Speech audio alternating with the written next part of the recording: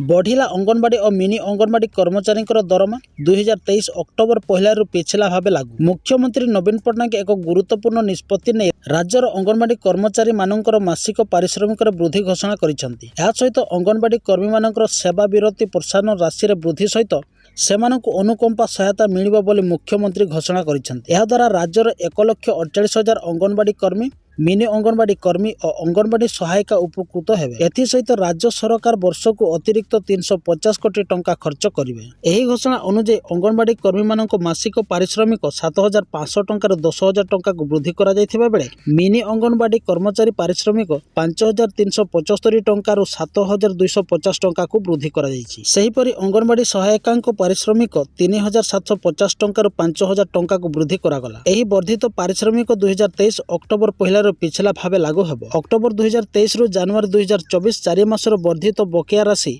मार्च 5 तारिख रु 10 तारिख मध्य सेमानंको बैंक अकाउंट रे जमा करा जिवो।